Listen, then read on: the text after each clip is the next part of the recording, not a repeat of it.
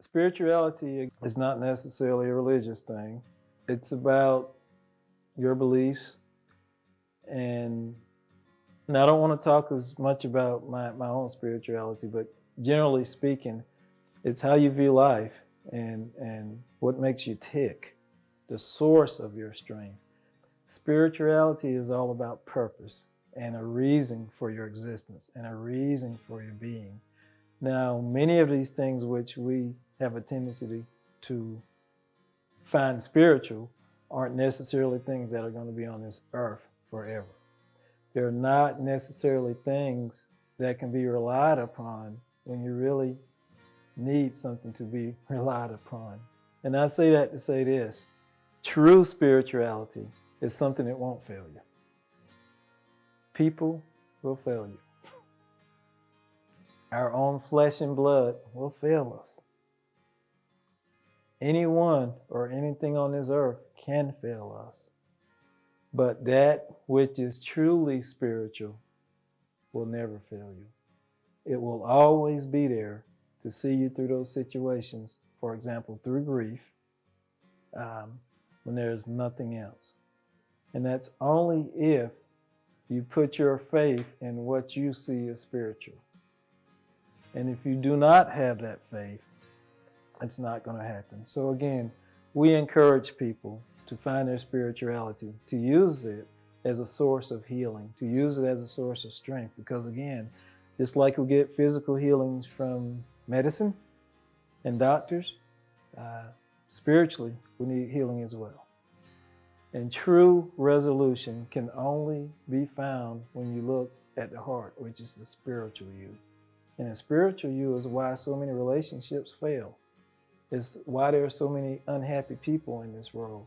It's why there are so many marriages that can't make it, because we're so focused on the physical that we neglect the spiritual.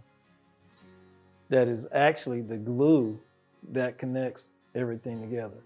So when you talk about the spiritual and healing, the difference between religion and how it ties in, well, yes, there's a lot that's going on academically in the world of spirituality and how it helps the whole person to heal. This is what you got to do, because it may not be the same for the next person. And doctors don't know everything, and they study this stuff scientifically. I caution people also in saying that this is the way, because it's not going to be the same for everyone. I'm always cautious to go in treating every situation as even if I know everything, because I don't. And I do not know until I assess that particular situation and the dynamics that surround it, that I'm able to properly address, how we're going to deal with that. And we care for each person, that we treat them as an individual, not as a number. Because when you tell someone something, especially in this day and time that we're living in, that what they're saying is irrelevant, that totally just disqualifies everything they may feel about themselves.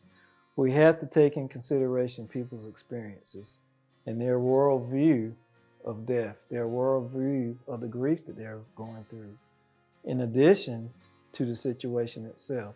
So it's very important that we listen and that we get in tune. And if I may use Jesus Christ as an example, one thing the Bible tells us about his ministry is he met people where they were. And you don't have to believe in Jesus, but not only the Bible, but history tells us that there was a man named Jesus Christ, and he met people where they were. And if you look at the Pharisees and the scribes and how they were judgmental, how they said, well, Jesus, who is he to sit with that person? Who is he to consider what they think? And who is he to judge us? Well, who are they to think they couldn't be judged? Yet they were judging. So if Jesus Christ, the historical Jesus Christ, met people where they were, well then why can't we meet people where they are?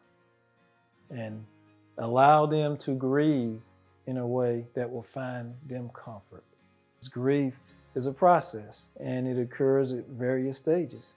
Grief is pain, it's hurt. And just like any other injury, grief must be dealt with.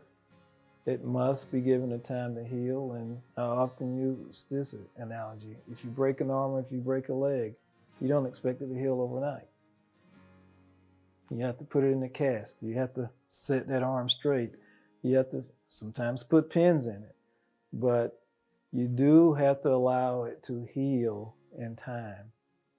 And grief is the same way. It's the process from the hurt to the healing and all that lies in between. For someone who's never explored spirituality or religion, the first step would be to find out what's spiritual to them. What do they treasure in life? What do they value in life? What makes them tick? What are the types of things that may inspire them, convict them, establish boundaries of the afterlife? And the afterlife is something that is very important because it gives hope. And spirituality is all about hope, the thing that elevates you to greatness. And it takes elevation to greatness to heal. It's all a part of the grieving process. Because if you don't have hope, if you don't have an end state, you have nothing to live for. And one thing about dealing with death and dying and grief is finding something to live for. And this is where the spirituality comes in.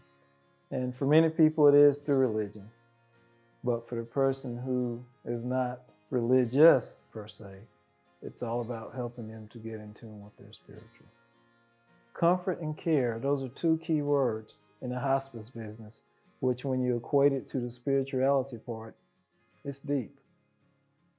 And helping people, whether they are terminal or even dealing with the families, that's the thing that attracted me to hospice. And when you're around people who you know genuinely care about what they do, and they're the best at what they do, it's contagious. And when you see their love for providing comfort and encouragement and inspiration and providing people the most support as they are dying, what more of a gift or a calling can you have? What made me choose this? Well, that's the reason. It's people. It's my God-given love for people. And yes, again, I completely got it that not everyone serves God. Not everyone loves God.